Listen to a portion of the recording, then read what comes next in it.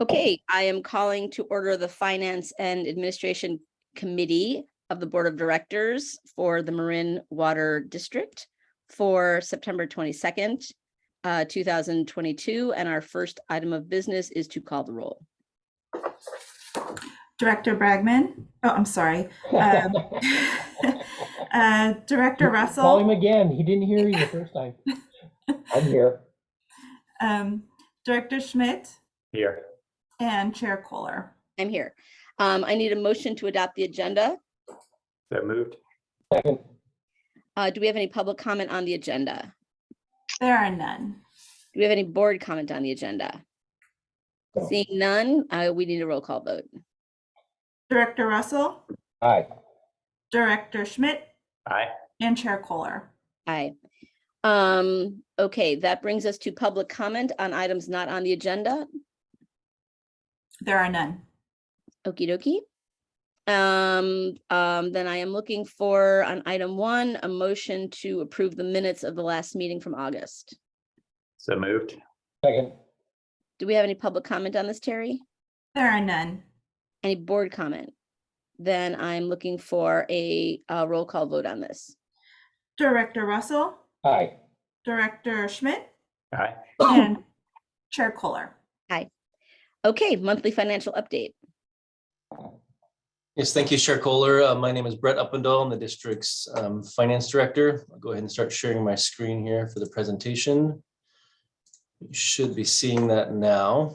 Yep. Today is the monthly financial update, and we will be looking today for the first time at the financial data for fiscal year 2023. So that began in July. We have 2 months now of data to be going through. So as you can see at the top here, we have 16.7% of the fiscal year has passed. That represents the first 2 months. So just a beginning kind of sneak preview of what the trends are going to be. First slide here shows revenues. So a similar slide to what we've been showing in the previous months. Water revenue at the top there, 16.3%. Seems to be coming in, generally on pace with the fiscal year, although I think we'll take a little bit closer look at that in the next slide to break that down a little bit more. Other revenues is a much smaller component of our budget, and that is coming in again 19%, early in the fiscal year. That is in line with what we'd expect. So total operating revenue, 16.4%, again, right in line with expectations on a linear level. The next group of revenues there at the bottom is for our capital fund revenues. Fireflow fees have not yet been attributed from the county yet, so we're essentially 0% there. And then our capital fund revenue, our main source there is our CMF, and we have gotten the first 2 months of receipts there, so we're in line with expectations of 14.6%. All being told here, bottom line, 15.5%, again, close to what we would track if you're looking at it on a linear level, very early in the year. So it's not really indicating many trends, at least at this kind of high level bottom line. As we start breaking it down to revenue sales by month, which has been, really the focus the last few months here, as we've been seeing more of a decline in terms of comparison to the budget. We start looking at month by month, and we see here that, again, actuals you can see for July along the left of your screen, July and August, those have both been lagging what we would expect in comparison to the budget. So around $900,000 short in July, about $1.7 million or so short in August. And I will note again that at the bottom of the slide here, it does say that, water billing is on a 2-month lag. So you're really seeing the revenues here for what happened in May and in June and in small parts in July. So we're 2 months behind. And really what I want to point out to the board here is that we're behind in terms of what we'd expect on a budget basis, because we expect to actually distribute more water in the summertime.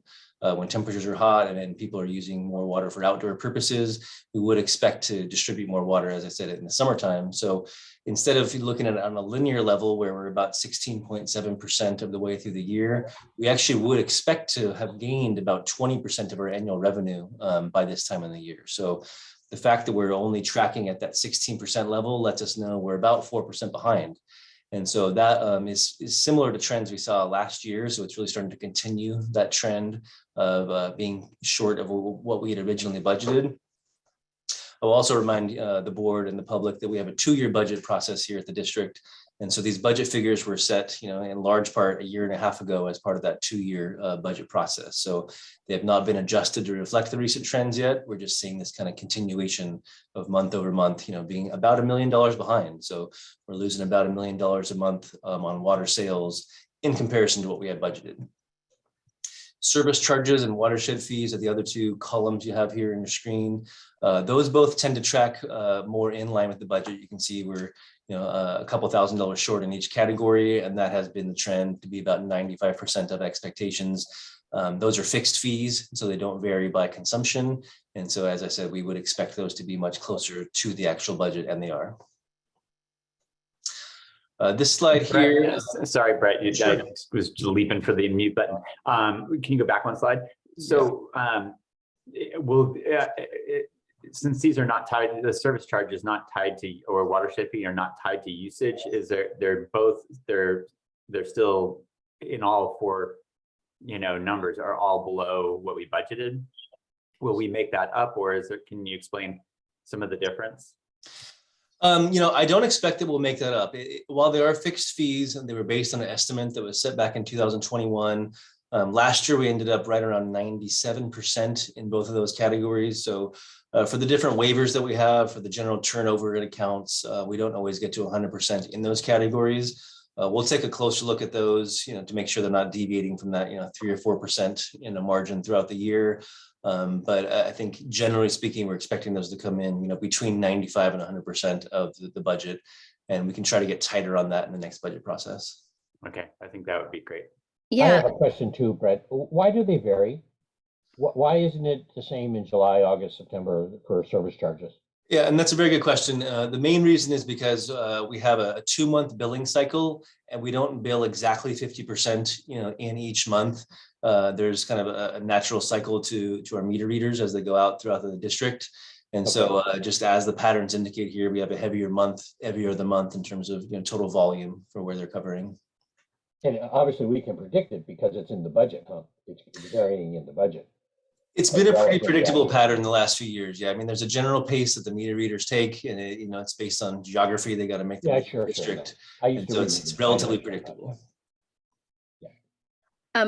Brett, this seems to suggest that it probably, as we're going through the rate process, because the COSA is underway now, correct? Yeah, we're at the beginning stages of that. That's right. Right. So it seems like a couple of things come to mind here. And the first is, are we considering an increase in these fixed charges since we have so many? I mean, I'm always hesitant about fixed charges because they're obviously regressive. On the other hand, we do know that 80% of or more of our costs are fixed. So it looks like in order to, make up for those deviations that you mentioned, we should be considering as part of the increase some adjustments to the CMF and maybe some of our other fixed charges. Is that part of what's going on?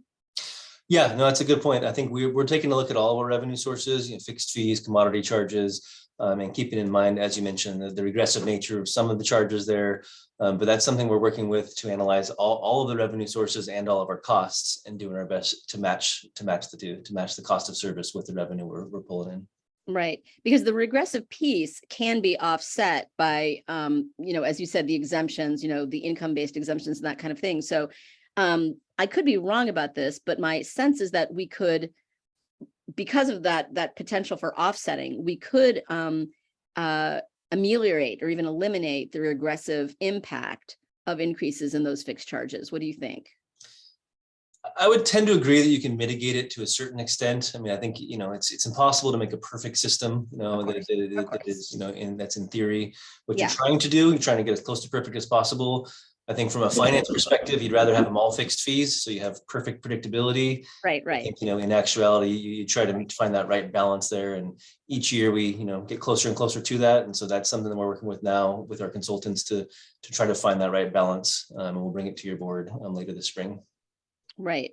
And then the other piece is, does the decline in revenues because of the decline in sales, does that suggest to you an opening to be looking at, shifting somewhat more to budget-based approaches? What's your thought about that? Because reducing demand, clearly is going to be part of the climate changing future.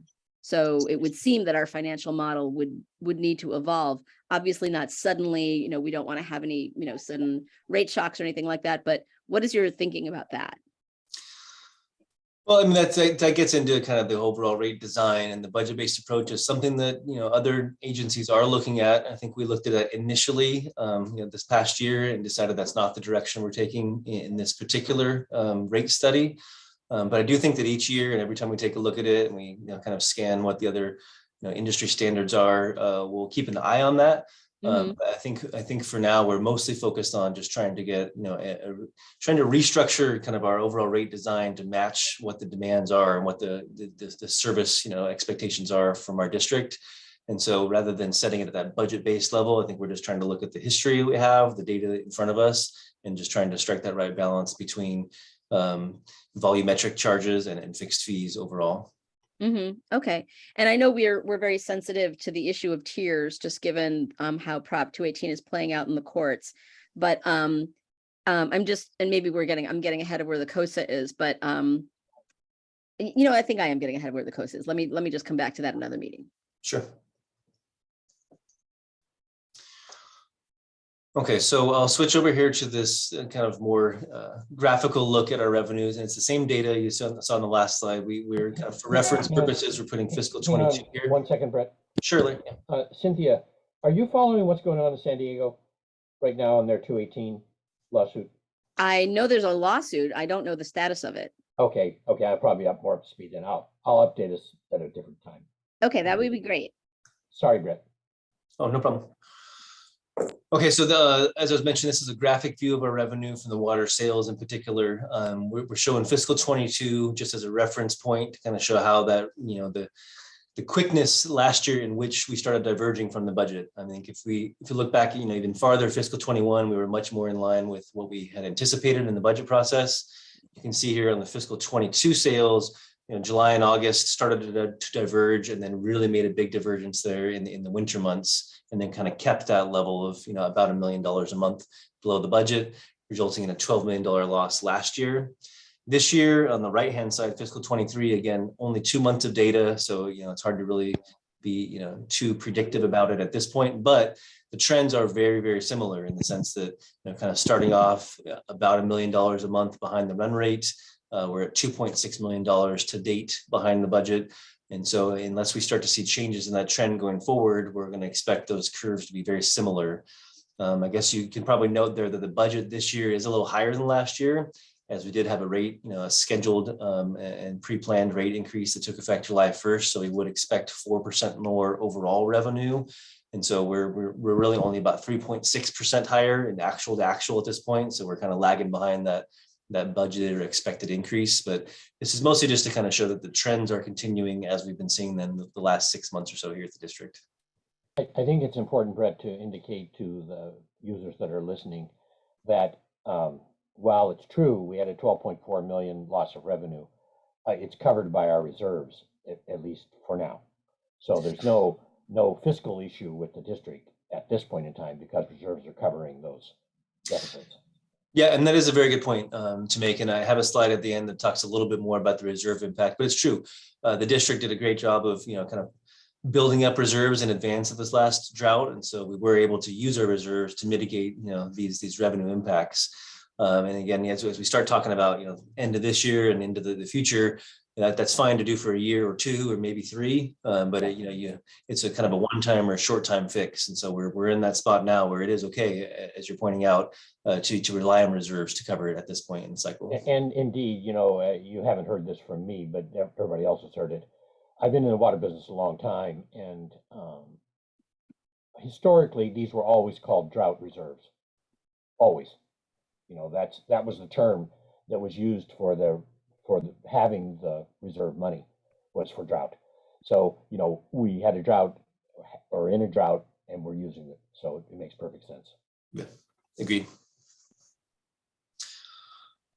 Final kind of graphic slide again, kind of confirming our understanding going into the summer and really kind of affirming what we've been seeing, in terms of trends for overall water consumption.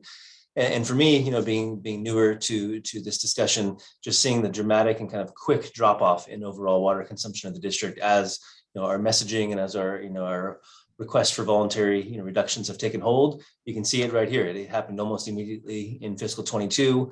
We'd had some ups and downs in the past. You can kind of see in fiscal 17 and fiscal 16 the prior drought cycle. And it just really is shocking to me, or not shocking, but it's very apparent to me how quickly the overall consumption dropped off. What we're looking at here is as of August, right? It's only 4,000 acre feet on the year, but you can really see in the first 2 months of the year the dramatic shift in what we're delivering to our customers here in terms of overall acre feet.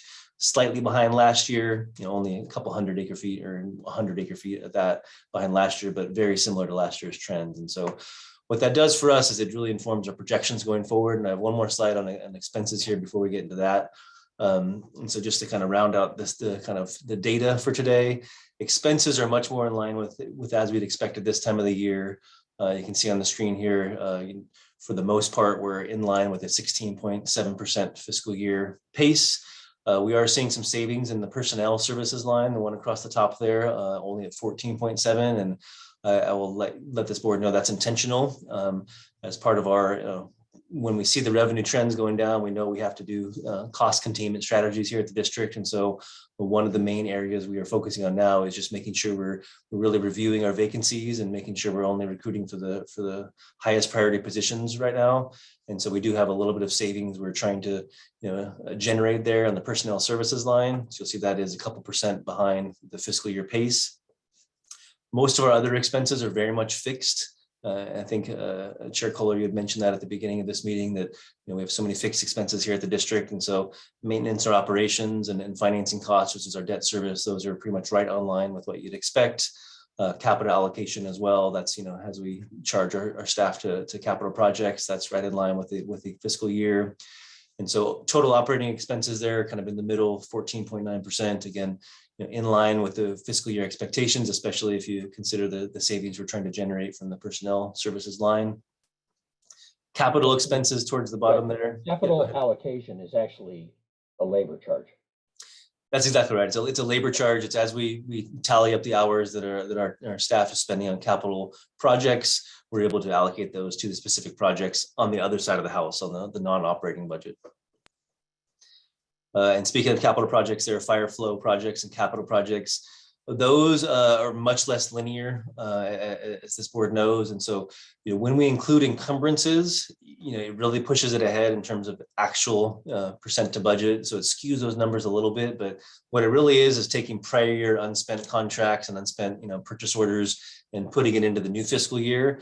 And so it doesn't mean the money's spent yet. It's just, encumbered and or reserved for specific projects in certain areas. So when, the budget there of 19.5 million across the bottom and, actuals plus encumbrances of 9 million, it says we're 45.6% to budget. I'd say the majority of that is in our encumbrances. And so it hasn't been spent yet. And then we'll take 1 minute to note for your board that the total capital expense budget of 19.5 million has been reduced this year. Again, as part of our cost containment strategies in the short term here. The next item this board will be receiving is an update on the capital program. And so we'll go in more detail for which projects are put on hold. But that is a lower number than what's in the original budget as we're trying to contain our costs in the short term here. So bottom line, total expenditures, 20% of the year, again, mostly skewed by the capital encumbrances that have rolled over and will be there to be used throughout the rest of the fiscal year. So really, where does that lead us? Sorry, Brett, before you go forward, I just want to flag, I recognize that we're continuing to not replace hire, staff that have left as a cost cutting measure.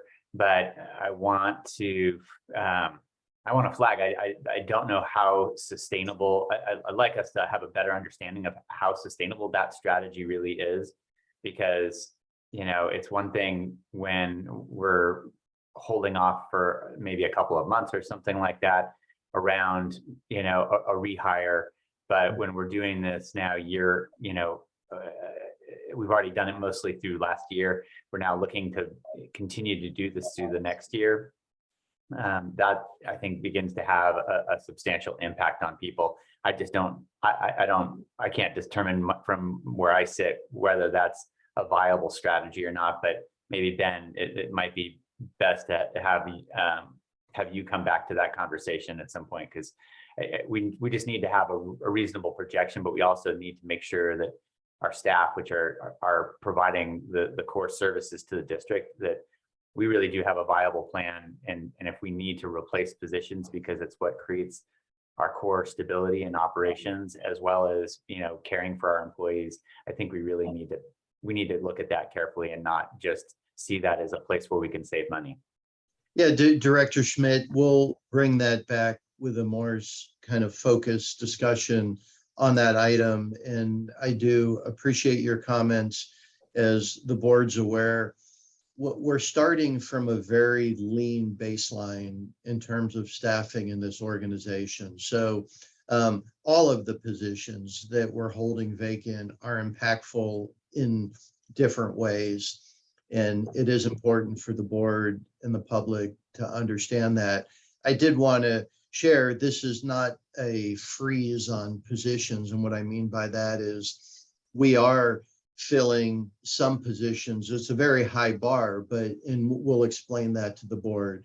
The critical positions in terms of, core business, water delivery, we're moving forward, for example, with a new ranger. So there are areas we are filling. It's not across the board, but we'll bring back a more detailed discussion.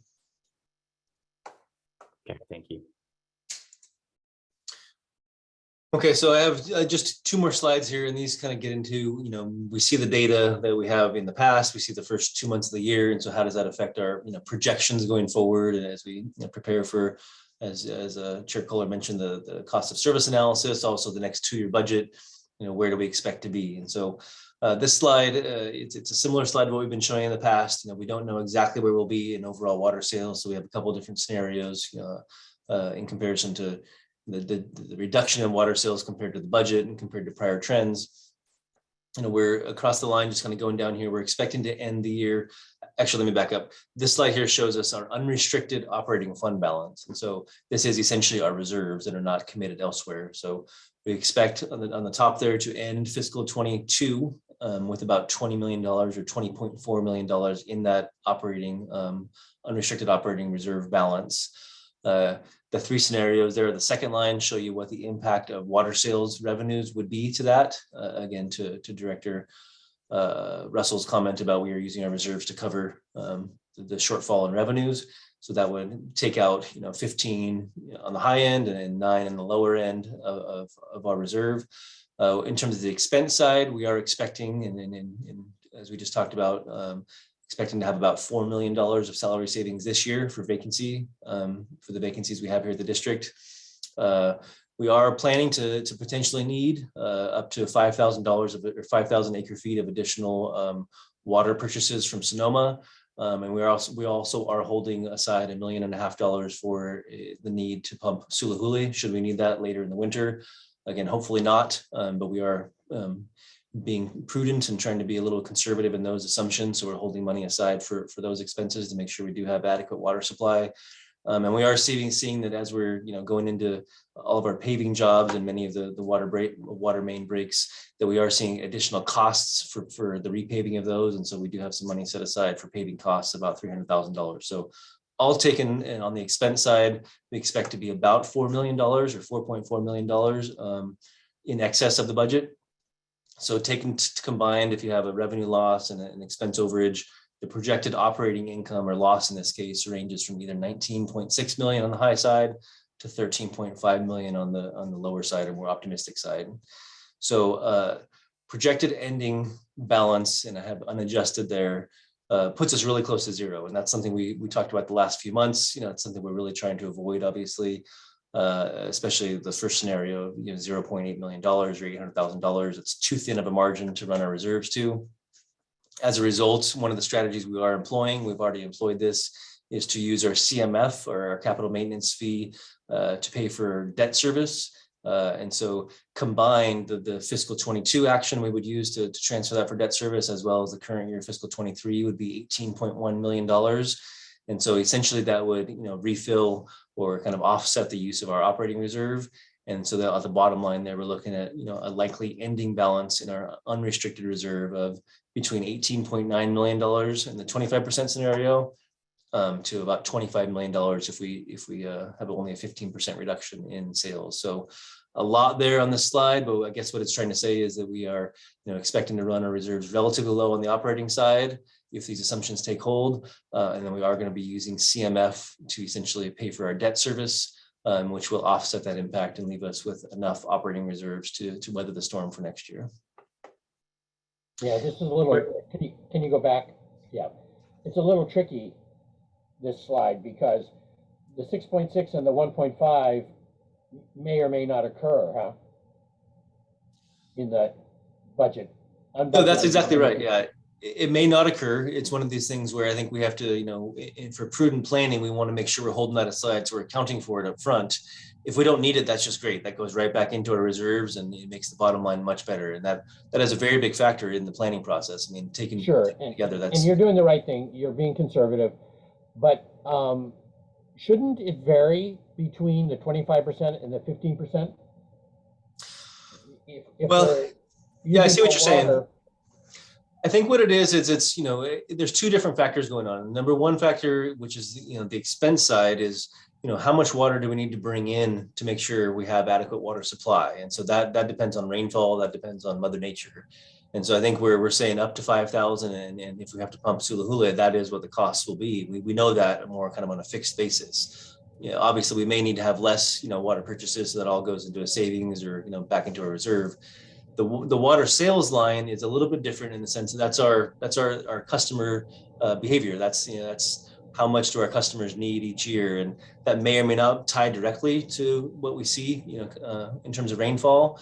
There may be a correlation there that's a little bit, there may be somewhat of a correlation, but from a financial planning, they're two separate kind of inputs, and so we're trying to put them in two separate lines here. Sure. It's just important that people understand that it may or may not happen this way, even though it still seems to me that if we're 25%, it's different than 15%, the amount that is pumped or brought in. Yeah, I think you're right. There is a correlation there. We can dive into that a little deeper to find out if there's kind of a factor we can put into the different scenarios in future months as we start to see more data. And then I guess the other thing is, if it really starts to rain, then the numbers could go down even lower, huh? The reduction.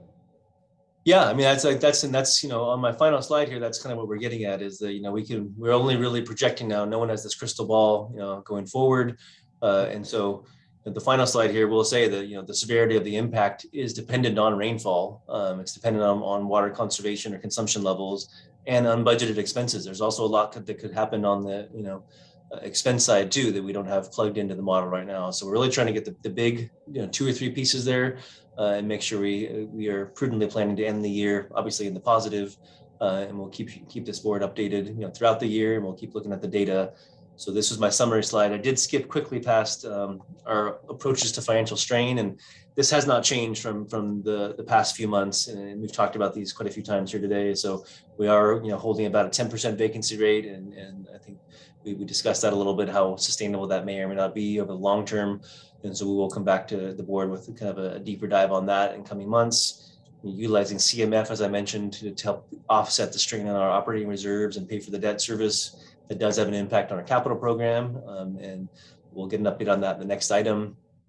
And over the long term, and this is what I've refined a little bit for this month's report, over the longer term, I think the discussions we need to have are, how do we change, do we consider changing the operations of the district's business?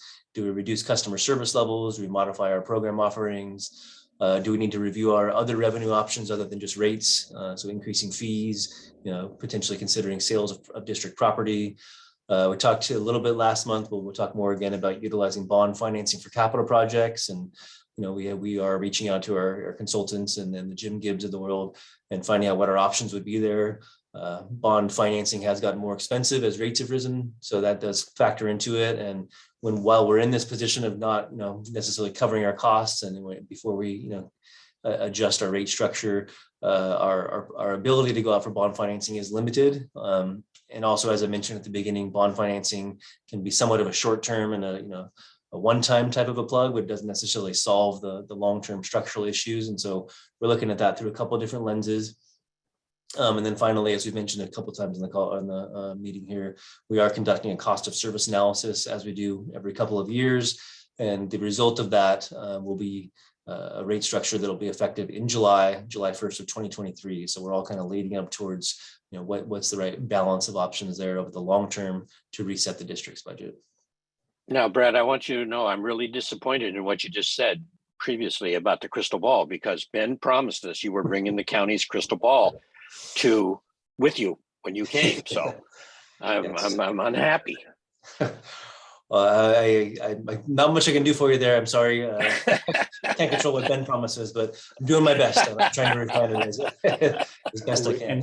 I think we appreciated Brett really, and this has been really helpful. I just want to shine a spotlight a little bit on our capital. This part of the strategy that does start to concern me, and for obvious reasons, is the use of our capital maintenance fund. I mean, that money isn't just sitting there waiting, unused or unneeded. It really serves a really incredibly important purpose with our aging infrastructure. So, and I'm sure that Crystal, maybe if you're up next, might be talking about some of this, but I want to understand how, the trade-off of this strategy. This is a financial strategy to get us through the situation that we're in because of the drought, the decreased revenue that comes from people doing what we've asked, which is to use less water. That makes tons of sense. This is the nature of water. Frankly, in California, when we have less water, people consume less water as good citizens, and our revenue goes down. But again, we have that capital maintenance fee as a very important part of maintaining our district. Director Schmidt, I just would briefly weigh in, and we, like many districts and agencies around the country, absolutely have kind of deferred investment, and we've talked to the board through financial planning. I think a way I'm thinking about this, at least, is we're borrowing from our capital fund, and we will want to talk to the board through the rate setting and the COSA process about how to repopulate it, because you are absolutely right that we do have infrastructure needs, but both of these concepts out of the gate are not sustainable in the long term for this agency, but they are opportunistic in terms of the natural disaster with the drought that we faced to plug some holes. Well said. So that really completes my presentation for Can we today. just go back? I'm sorry. Can we just sure. go back a second? Yeah. Just to build on what Monty said. So I agree with Monty's concern, but I really want to support what Ben just said. I think in the short term, it is an appropriate use. The CMF is for capital projects. And so using that fund to pay for the debt service seems appropriate to me as a short-term measure. So Monty, I absolutely agree with you for the long term. I don't think that, that's what's being proposed. At the same time, I'm looking at the long term, and I'm not seeing specifically here bringing our rates more in line. There were, I think, important policy reasons why the board during the COVID pandemic decided not to raise rates, but it does seem that being specific that in the long term rates are going to need to go up. They're going up everywhere in California, in the West, nationwide. That's 95% of local water infrastructure is paid for at the local level, and that's rates. We don't have a property tax, so I think we need to get as an institution get our heads around that. All of these other long-term options are great. They're important, but I don't know. And Brett, I guess you can speak to this, that they're really going to address this issue in the long term. We can sell property, but I would see it as a short-term issue, not really a long-term one. That's going to be a one-time hit. And while I appreciate your point around bond financing, we have a great, rating compared to, many, if not most other water agencies. It's one of our strengths that the rating agencies see us as a fairly, good value. And that's something that Jim Gibbs has, we certainly can talk more with him about that, but that's certainly been my understanding for many years now. So I think increased use of bond. So I guess what I'm saying, Brett, is I appreciate your caution. That's certainly not a panacea, right? There will be a limit, but we're in stronger shape than a lot of public entities in terms of going out for bond financing. It is more challenging now that rates have gone up, but I just want to make sure I'm understanding your point about that. The other thing I'm not seeing here is SRF and WIFIA funds. Those are also loans. I'm not sure how they're going to compare to the bond market at this point, but my guess is that given given the bipartisan infrastructure law, given some of the other things coming out of Congress, that there should be not insignificant funds for the kinds of things we're trying to do. Yeah, I fully agree with you. And I think, on both sides of that, I think you're absolutely correct. I think, the most recent point you're making about, WIFIA and the SRF and kind of leaning on our state and federal partners here. I think that's exactly right. That should be here, and I'll make sure to add that in the future. And Matt Sagase has done some great work, and I think I would throw FEMA into that as well, right? I think we're pursuing FEMA grants, and so yeah, we are doing a lot, kind of of shifting around and making sure that we are there to maximize and leverage our funds the best we can, and to make sure that it's, as you mentioned, we don't get property tax. It is 95% paid for at the local level, so there's historic amount of stimulus in all of the different agencies of government and levels of government. So I think making sure that we're aware of those opportunities and using those to the district's advantage, I think is a key strategy. And I will make sure I put that on the next month's slide, because we're doing that. And I think we've heard many updates from Matt and his team. Yeah, right. Not only loans, but also grants. And you'll see in the next presentation, that has become a pretty significant portion of our capital program funding. We've really have had some recent successes, and you'll see we have some big plays that are in process. So it's a very important component. Yeah. Okay. So I think that would be great. Yeah. To just show that. And again, not to get too far ahead of our, over our skis on the COSA, I think, maybe some greater flexibility in thinking about rates, how frequently they're raised, the extent to which they're raised, the tier breaks. I don't know that we've had a legal analysis about what, and I guess maybe Larry Russell, you were referring to this with San Diego, but to the extent to which that we can do more with the tiers, it may be time to revisit that. I just don't know the state of the law at this point. But I think rather than just kind of marching along and assuming we have to do relatively modest rates, we may want to just be thinking differently, because at the end of the day, I understand it's not popular, but that is the reality. At the end of the day, it is going to be rates that get the district back on track. I think we did do a great job putting the reserves in place. We use them, and now we have to replenish them. That's just what every other district in the state and West is going through. Just a comment. I agree completely with Cynthia about using the CMF for the debt payment. I think it's a good use and it's appropriate. Regarding San Diego, as you know, I work quite a bit in San Diego, and they're having a hot and heavy, like $200 million lawsuit over the upper tiers. It's exactly the argument of the COSA on the upper tiers. That's what they're fighting over. And the city's taking an interesting approach. They're going, well, this lawsuit is just going to achieve the lower level people paying the higher level people.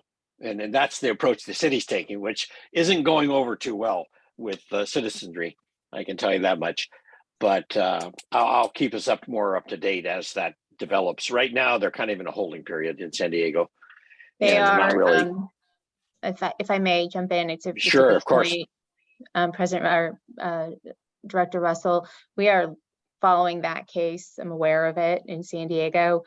Aqua's filing an amicus brief and is going up on appeal. So, we don't know what's going to happen. It's not controlling law yet, but certainly is concerning the decisions in the current discussions of some of the rate structure questions that we all are faced with. So we are paying attention to it, just so you know.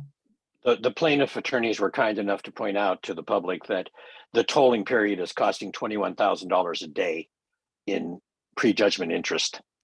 So, you know, they're really fueling the fire here, you know, trying to get the heat under the city to make up its mind what they're going to do.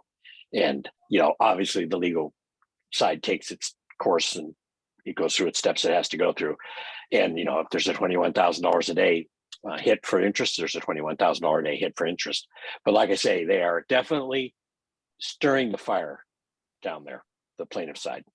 And I appreciate that everybody's focused on, you know, on what's coming out of that. And, you know, as you point out, Molly, there's no controlling law yet, but nevertheless, whatever happens there, you know, this district is going to have to deal, I think, primarily with the financial issues through rates. So since we're just starting the COSTA process, I think we should be, you know, maybe reconsidering, you know, given what we're seeing about the way that costs are coming down, and really trying to get focused in on, you know, matching up the, you know, the way that, you know, the way, you know, where our expenses are and how the money's coming in. Because I think if we continue to do it primarily volumetrically, you know, we're going to be back here again. We're probably going to be back here again in any case, but I think that Brett is. Doesn't mean we can't do better, Larry. It's my point. No, absolutely, Cynthia. I spoke with Brett yesterday and about this exact issue, and I was pleased to hear what I heard in terms of getting our arms around it. I didn't like the numbers very much, but I liked the approach he was proposing. So I think we're getting there. It's just it's a tricky slope here. This is a real handful. And again, you know, as Monty correctly said, we are very pleased and happy that the constituents are aligning with our requests, and now we're getting the benefit of our requests. So, you know, it's the right thing to do, but it's just painful. So I just want to flag, and I know that we don't have to keep going this conversation, but I know we're, you know, for the benefit of our customers and folks who tune in or will watch this recording, we're speaking at a fairly high level about complex issues around rate structures and tiers. And I just want to make sure that we break this down in ways that others can track and follow the importance of the litigation in San Diego. These are things that have implications that I'm very hopeful that we can educate folks along about why rates are going up. I mean, with just inflation in and of itself being what it is, let alone our drought impacts or our need to implement other projects to increase water supply reliability, as our customers, I think, want us to do. These are all things that if we are going to bring our customers along, we're going to need to spend some time explaining things, you know, that are complex. And that's going to be a really tricky job, you know, obviously for us to pull off. I agree. This is why we need to be talking about our communications approach. I couldn't agree more.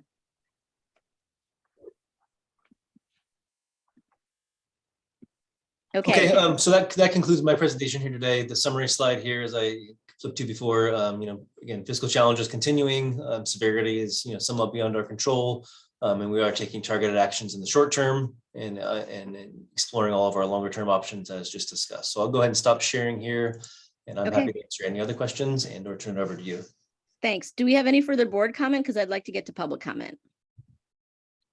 Okay, Terry, do we have any public comments? There are none right now. All righty. That brings us to our next item, which is the capital program. Good morning, board.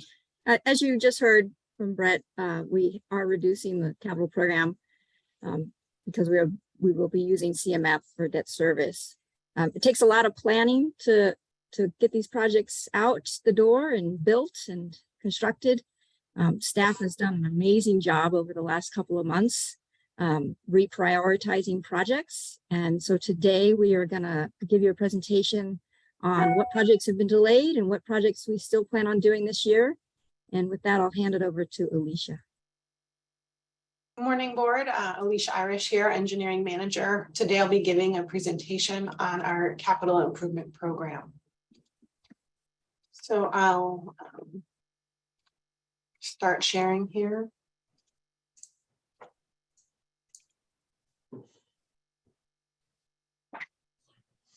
So this will be an update on our current capital improvement program. This year, we plan to spend about $24.5 million on our capital improvement program. About $15 million of this will go towards our pipeline replacement program, with other funding dedicated to pump stations, storage tanks, treatment plants, and watershed. There's also about $2 million going towards general improvements, which largely encompass larger and longer term programmatic projects, such as the Lagunitas Creek restoration or any type of implementation coming out of our water supply assessment. We also have about $3.4 million dedicated to capital maintenance. This is really ongoing capital maintenance that's performed by our operations staff. And these include smaller projects such as pump replacements, trail rehabilitation, or service lateral renewals. Funding sources for our expenditures this year will come from 5 different places. About $13 million of this will come from our capital maintenance fee. And this is decreased based on what it could be and based on what you've heard in our previous presentation, with $5 million going towards our debt service. And then we also have about $7.5 million going towards our Fireflow improvement program. $4.5 million is coming from our annual Fireflow fee. And then we also have about $3 million of carry forward funds that have accumulated over the past years. We're continuing to do really well with our grants. We have about $3 million of grants coming in, with $1.1 million going towards our Bifip implementation and $1 million from DWR. And finally, we have $1 million of state appropriation funds that will be going towards our San Geronimo treatment plant emergency generator project. This is really in line with historical expenses, but we do need to recognize that this year, a lot of our funds are being bolstered through our grant program as well as our carry forward funds. So these are not necessarily going to be taking place next year. This chart here shows a graphical representation of our estimated expenditures. And you can see that the large majority of our expenditures are going towards 9 distinct capital projects that are shown on the right. We also have about $1.2 million towards other watershed capital projects and $3.5 million going towards 15 distinct smaller capital projects. And then finally, our ongoing capital maintenance. This table is our active project expenditure list for fiscal year 23. These are our planned projects, but we do recognize that unplanned or emergency projects may occur. Thereby, some of these projects may get delayed. However, we will be updating the board as the conditions arise. The projects that you see here are broken into 3 different categories. The projects in yellow represent the projects where contracts have already been awarded or projects are currently in construction, and these total just over $10 million. The projects in blue are the projects that are in design for $8.3 million. And the projects in green are the projects that are currently in planning. You'll also note here that the Pine Mountain Tunnel tank replacement project is funded for just under $500,000. When we came to the board in May for an initial CIP update, this project was fully funded through phase 1 construction. However, this project has been placed on hold, the contract, as we are in pursuit of the FEMA grant. If we were to break ground prior to any type of award, we would become exempt from the grant. Now getting into some of our delayed projects. Due to our current financial situation. Alicia, Yes. a question. Yes. What does that mean, exempt from the grant? What are you saying? We're disqualified? Correct. You can't move forward in the grant process. Okay. Sorry. So due to our current situation, We've had to place $7.2 million worth of larger capital projects on hold. When we came to the board in May, these projects were fully funded and moving forward, but they've been placed on hold for the time being. In addition, we have about $2.4 million of deferred capital maintenance. These include examples such as vehicle purchases, watershed activities such as culvert replacements or road repairs, preventative maintenance on our treatment plants, valve replacements on our pipelines, or various facility improvements such as retaining walls. I have a question, Lisa. When you say they're put on hold, does that mean we've completed the engineering so that they're shovel ready? Or does that mean that we stopped the engineering? Well, the projects in the table, they were all at different stages. So some Sure. are placed at completion of engineering, some were placed on hold during the design process, or some were placed on hold, at the completion of planning. So Well, wherever they were in their process, they were on. It seems to me it would be probably more logical to complete the engineering for a variety of reasons. One thing, there's a cash flow back from the capital to the personnel side, but also that way we're ready to go when we're ready to go. When you stop a project in the middle in the engineering side, a lot of things can change. You could lose the person who's been doing it, then you lose all the information. Or, it just seems to me it would be smoother if we finish the engineering so that these are packages that we can just reach on the shelf out of the cubby and pull it out and say, okay, we're ready to go with this one when the funds are available.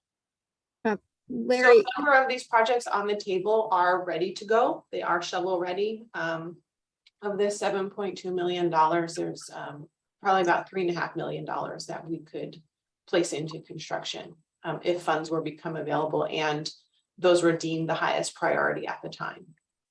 Sure. Let me just add. So for example, Smith Saddle, that's the engineering contract for design. We don't have the money to do that design at this moment. We're delaying it. If you go back a slide, Alicia, on the active projects, there's a number of projects in design where if you see the funding, the planned expenditure for this year, it's really just for design. It's we don't have necessarily, we don't have the money for construction this year, but we are going to finish design on these projects.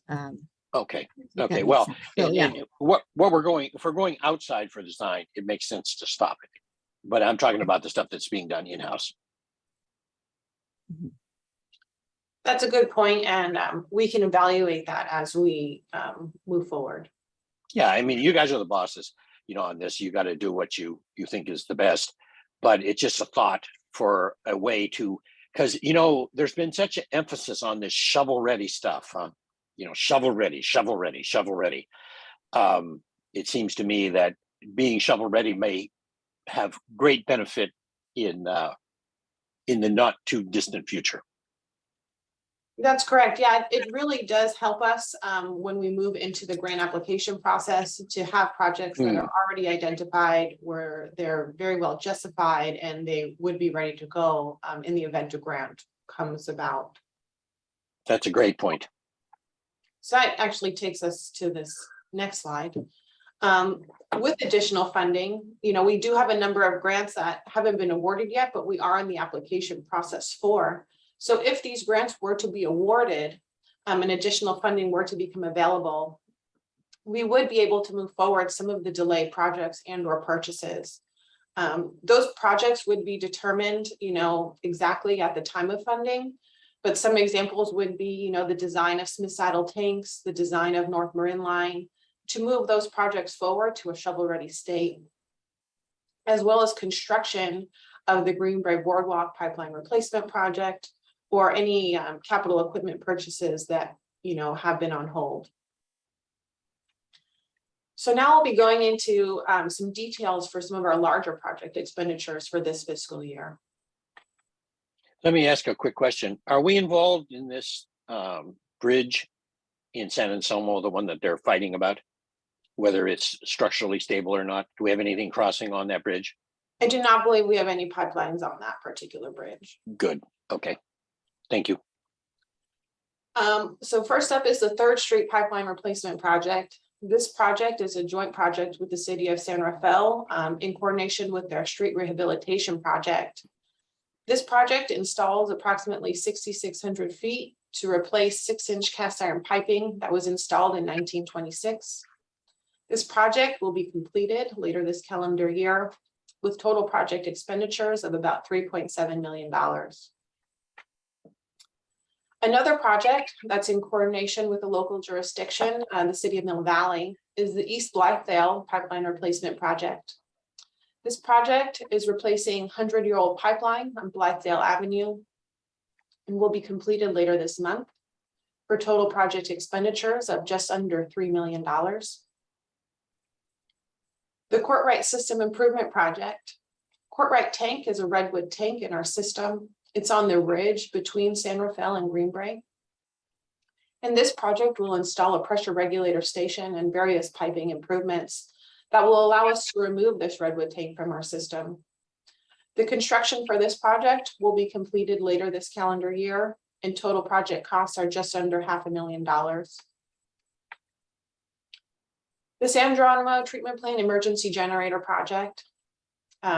You heard about in a lot more detail on Tuesday night, but this is a project that will install a permanent generator set at San Geronimo Treatment Plant. And it's a really important project towards advancing our water supply resiliency.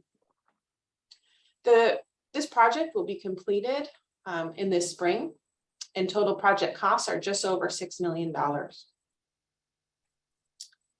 Now we're going to get into a couple of Fireflow improvement projects. The Tree Haven Fireflow Improvement Project takes place in San Rafael. To replace pipe from 1927, it will install over 6,000 feet of pipe and will be completed in next spring. The Redwood Fireflow Improvement Project is in the San Geronimo Valley in the community of Woodacre and will install about 4,300 feet of pipe to replace pipe installed as early as 1914. This project will cost about $1.5 million and will be completed next May. And finally, we have our Bifip implementation. This project is an ongoing project to reduce wildfire hazards, as well as to maintain and enhance our ecosystem function. Funding for this project is from 3 different sources: our capital maintenance fund, grant funding, as well as operations funding. And this fiscal year, we plan to spend over $3 million.